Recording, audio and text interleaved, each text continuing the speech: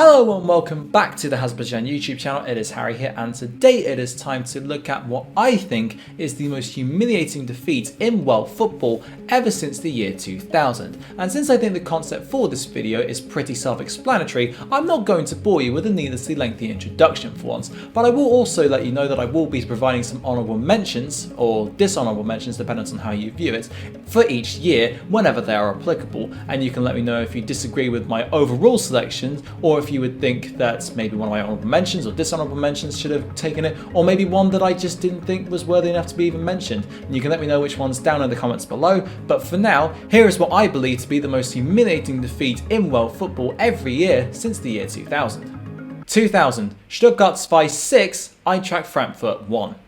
Getting us started in this video is a result which I had to double check in order to make sure that it was indeed real, and sure enough, it is. Whilst I could have gone for Helsingborg knocking out Inter Milan in the Champions League qualifiers after a 1-0 win on aggregate, upon further digging I uncovered this game in which Eintracht Frankfurt, who were in the Bundesliga at the time, were thrashed 6-1 in the first round of the German Cup that year by Stuttgart's second team. Stuttgarts Fight, who were in the fourth tier, were 2-1 up at half time, with Jan Fjotov scoring what would turn out to be a consolation goal for Frankfurt, but in the second half the Minnows ran riot, scoring 4 more to well and truly humiliate their opponents. Unbelievably, Stuttgarts Fight would go on to play, yep, you guessed it, their senior team Stuttgart in the next round, but sadly they weren't able to perform any more heroics as they lost 3-0. 2001. Australia 31, American Samoa 0. There were plenty of options for 2001, including yet another reserve side beating a senior side in the DFB Pokal in the form of Wolfsburg's Fight beating Dortmund 1-0, as well as England thrashing Germany 5-1 on their own patch, and Wigan beating Leicester 2-1 in the FA Cup quarter-finals thanks to a striker whom they'd signed via a teletext alert that the club had sent out the previous week. But 31-0. Like, need I say any more? The American Samoan team had run into passport trouble as only players with US citizenships were allowed to play, which ruled out all of their regular players barring their goalkeeper, Niki Salapu, and most of their youth players were caught up in exams, so they couldn't feature either. As such, with a squad with an average age of just 18, with some of the players having not even played a full 90 minutes once in their lives up to that point, they were spanked 31-0 by Australia, with Archie Thompson netting 13 goals, with the winning margin and haul for Thompson both still international records to this day. 2002, Viking Stavanger 4, Chelsea 2. Manchester United losing 1-0 to ZTE from Hungary may have clinched it if it weren't for United promptly beating them 5-0 in the return leg, and you could also throw Senegal beating France on the opening day of the World Cup that year into the ring for good measure. But my choice is a result which I'm sure the Chelsea hierarchy won't have shown Roman Abramovich upon his arrival at the bridge a year later. Chelsea went into their second leg of their second round UEFA Cup game against the Norwegian outfit with a 2-1 advantage, but that advantage had been equalised by half time as the underdogs went in 2-1 ahead at the break. However, in the final few moments, it looked as though Chelsea had just about managed to save themselves by scoring more away goals than their opponents, but in the 88th minute, future Fulham forward Erik Nevland popped up to score a second goal of the game and send the Norwegians through. This was a Chelsea team that started the likes of John Terry, Frank Lampard, Gianfranco Zola, Manuel Petit, Graham Lassalle and Jimmy Floyd Hasselbank, yet they couldn't hold out until the final whistle and were dumped out of Europe early. 2003, Liban Saint-Seurin 1, Lyon 0. To be honest, 2003 was almost an outlier in this list in that I couldn't really find too many options to pick from, and my best bet is a French Cup tie between Liban Saint-Seurin and Lyon. That's not to say this result wasn't humiliating for Lyon, since they were beaten 1-0 by the 4th tier side, despite having just started what would prove to be a run of 7 straight league titles the previous season, and having players of the calibre of Gregory Coupé, Ed Milson and Sidney Govou in their starting 11. However, they couldn't find their way past the Minnows and were eliminated from the Coupe de France in what was essentially their first round, whilst Liban made it to the round of 16 before losing 3-0 to Rennes. 2004, Deportivo La Coruna 4, AC Milan 0. I was torn on this one for a while, as I didn't know whether to go with Greece beating Portugal in the final of Euro 2004 or Deportivo La Coruna thrashing AC Milan 4-0 in the Champions League quarter-finals, and I even almost resorted to a random number generator so they could pick which match I would have to choose for me, but after going back and forth in my mind for a bit of time, I went with the latter match. Of course, this was by no means a bad Deportivo side, as they lifted La Liga just 4 years earlier and had players such as Diego Tristan and Juan Capdevila in their ranks. But AC Milan not only lifted the Champions League the season prior and arguably had the best squad in world football at the time, but also led 4-1 from the first leg. The Spanish outfit were written off, but they flipped the script completely on its head, as Fran Alberluque, Juan Carlos Valderon and Walter Pandiani all netted to send Deportivo through to the semi-finals at the expense of Milan. Not bad for a team who had lost 8-3 to Monaco in the group stages of that very competition. 2005, Middlesbrough 4, Manchester United 1. Don't get me wrong, Celtic losing 5-0 to Slovakian side Artmedia in the Champions League came very close, but I have to go with a result that, as a result of one player's post-match comments, chastised Manchester United right to its core. United had been in okay form up to that point, having picked up 16 points from the first 9 games of the 2005-06 season, but they went to the Riverside and were blown away, as 2 goals from Gaizka Mendieta and 1 each from Yakubu and Jimmy Floyd Hasselbank exposed a woeful United display, which the injured Roy Keane was only too happy to criticise. In an interview with MUTV, he let loose at various players and their performances in the game, including John O'Shea, Alan Smith, Darren Fletcher and Rio Ferdinand, the latter of whom receiving a comment of, quote, "Just because you earn £120,000 per week and play well for 20 minutes against Tottenham, you think you're a superstar." Close quote. The interview was pulled from air owing to being too castigating and replaced with highlights from a youth team game instead, and Keane, who looked to be on his way out of Old Trafford at the end of the season anyway, agreed to terminate his contract 2 weeks after the incident. 2006, Northern Ireland 3, Spain 2. Admittedly, this pick is a little bit swayed as a result of hindsight and what would go on to happen in the years that followed this game, but even so, this had to have been a bit embarrassing for the team that would go on to be one of the greatest of all time on the international stage.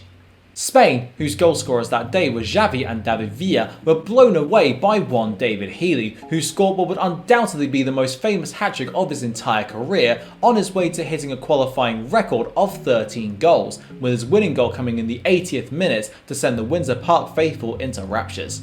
Whilst Northern Ireland didn't qualify for Euro 2008, Spain recovered from the setback and went on to win the whole tournament, as well as the 2010 World Cup and then the 2012 Euros as well. But on a presumably cold September night, Northern Ireland became one of a select few teams who managed to get the better of them in that 6-year span.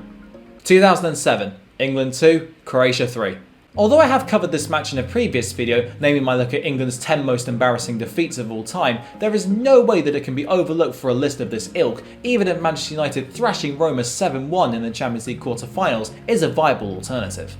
England merely had to draw with Croatia in order to progress to Euro 2008, but rookie goalkeeper Scott Carson let a Nico Cranshaw long-range strike pass through his fingers and Mladen Petric make it 2-0 before half-time.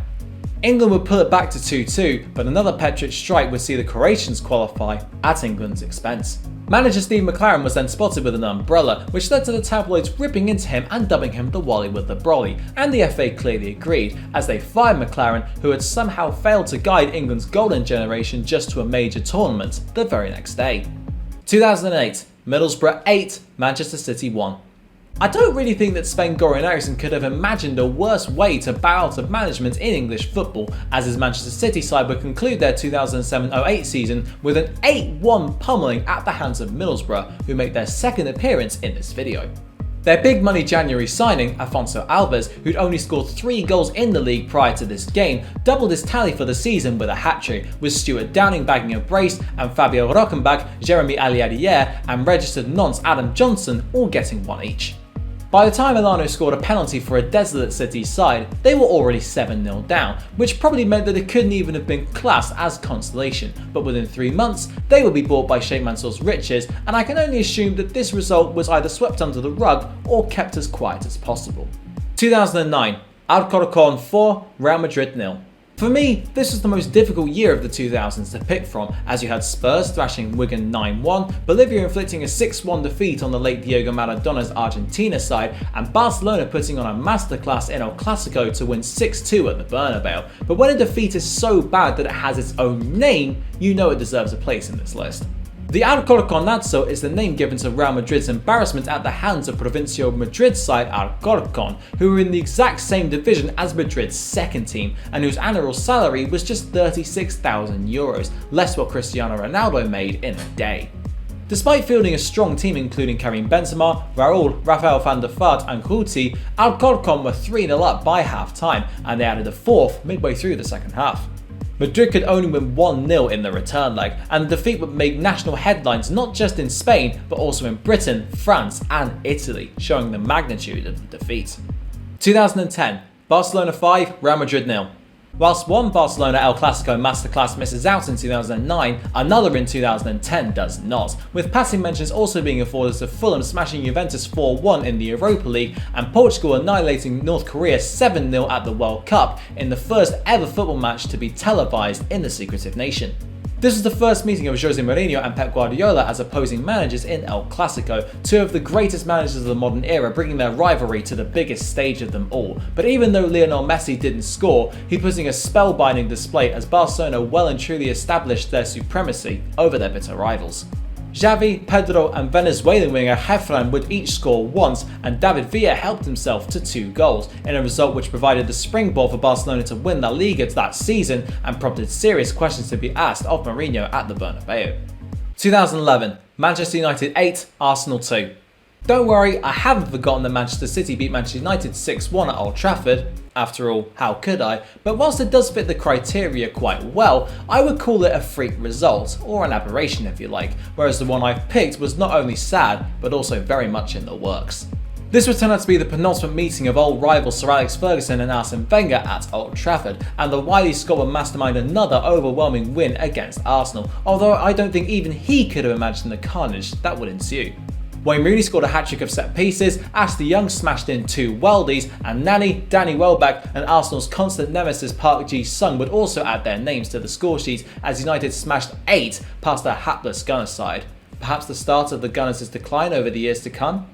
2012, Celtic 2, Barcelona 1. Celtic had 27% possession according to UEFA, potentially even as low as 16%, and 5 shots to Barcelona's 24, and were camped for almost the entire game in their own half, desperately fending off wave after wave of Barcelona attacks. In spite of this, Victor Wanyama scored in the first half, and then in the 83rd minute, Tony Watt sprinted clear of the Barcelona defence to slot home and, unfortunately for him, see his career peak at the age of just 18. No matter, Celtic had a 2-0 lead late on, and Lionel Messi's 91st minute strike would prove to be too little too late for the Blaugrana, and the boys held on for arguably their most famous European night since their 1967 European Cup win in Lisbon. 2013, Manchester City 0, Wigan 1. Luxembourg beating Northern Ireland 3-2 was certainly embarrassing for them, but it has been pipped to the post in my opinion by a second Manchester City defeat in this video thus far, and it won't be the last one either.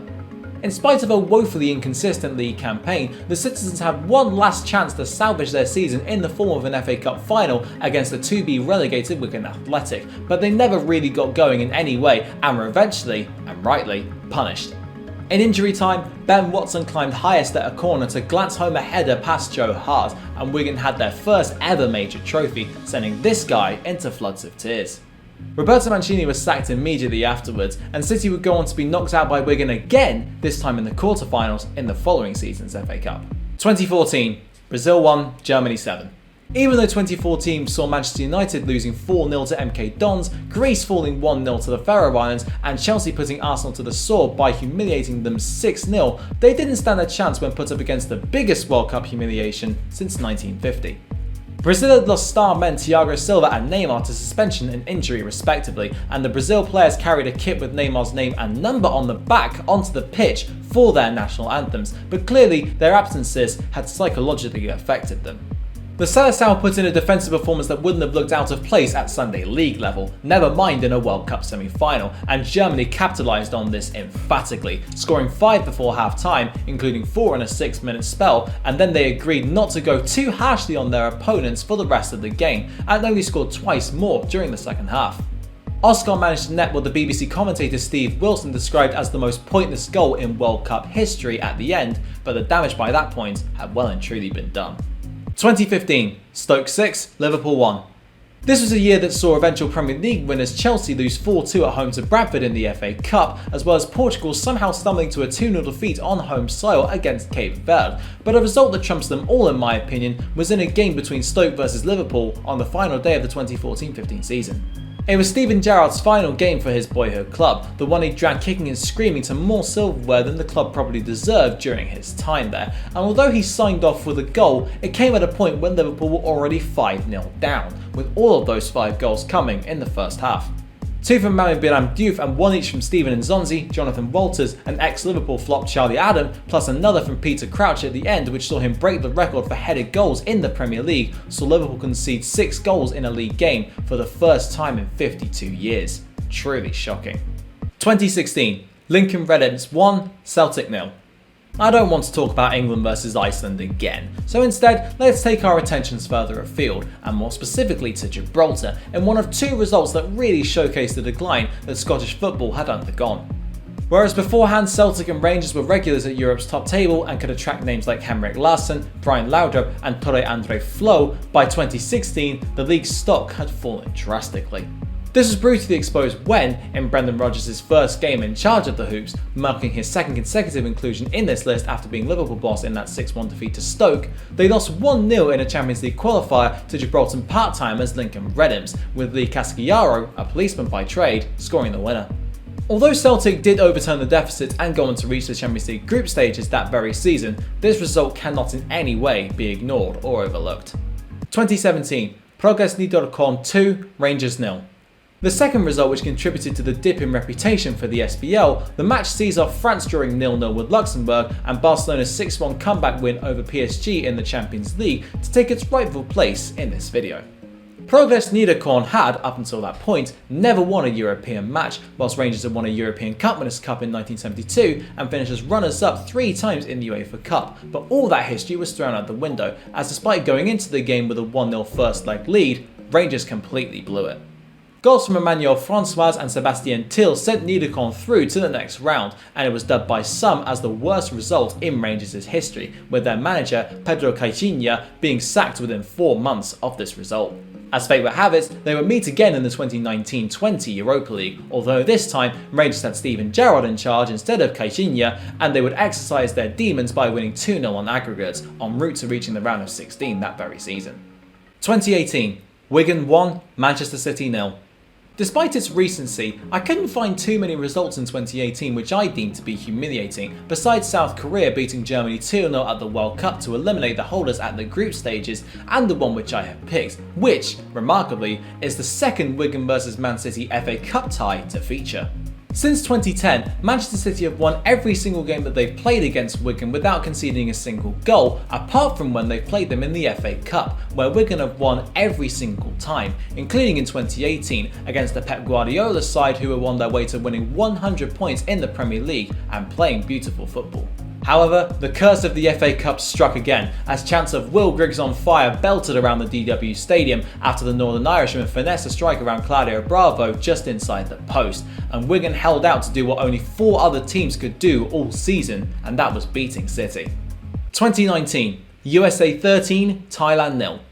The options I had for 2019 were plentiful, including Real Madrid losing their Champions League crown after being embarrassed by a youthful Ajax side by 4-1, Bayern Munich sticking 7 past Spurs at their brand new stadium, or Southampton's collapse against Leicester to lose 9-0, but I decided to go for a bit of a rogue inclusion for this year, and go for a game from the Women's World Cup. This game was obviously a complete mismatch from the get-go, with the USWNT, giants of the international game, facing off against extreme minnows Thailand, and their class shone through in the most emphatic manner.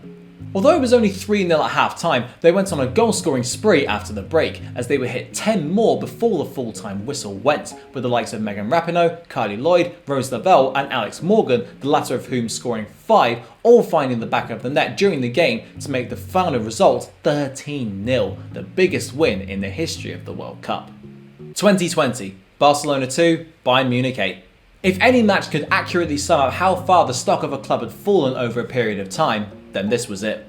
In a Champions League tournament which was decided over one leg from the quarterfinals onwards as a result of it being delayed owing to the coronavirus pandemic, Bayern Munich managed to score more goals in one game than any other quarterfinalist had over 2 legs in each of the previous 8 seasons, on their way to winning the competition. Barcelona had been on the decline for a few years, but their fragilities were brutally exposed by a ruthless Bayern side who scored 4 in each half and tore the Blaugrana's defence to shreds, with Felipe Coutinho, who was on loan from Barcelona, scoring twice and assisting another in a 15-minute cameo from the end. In any other year, Liverpool's 7-2 defeat to Aston Villa would probably have been the right call, but considering the global scale of the defeat and the ramifications post-match, it's impossible to pick any other match for 2020 other than that infamous night in Lisbon. 2021, Republic of Ireland 0, Luxembourg 1. Japan beating Mongolia 14-0 could very well have featured, but to be honest, I decided to venture away from that for now and focus on the decline of the Irish national team, although Germany's loss to North Macedonia could also have featured as well. 20 years ago, the Irish team was packed with high quality players like Robbie Keane, Shay Given, Roy Keane and Damien Duff, but nowadays 2 of their players play in League One and their best players are arguably in the same position in the forms of right backs Seamus Coleman and Matt Doherty. The slope they have been on reached its nadir in March when Gerson Rodriguez smashed in an 85th minute winner to keep Stephen Kenny winless in his first 10 games as Ireland manager, and probably end their chances of qualifying for the 2022 World Cup in Qatar. That about wraps up today's video looking at the most humiliating defeat every single year since the year 2000. If you think I've missed any or you would have picked something different for a specific year, let me know which ones down in the comments below. And if you did enjoy it, please don't forget to hit the like button and of course subscribe if you have not done so already. Thank you very much for watching, and until next time, I'll see you then.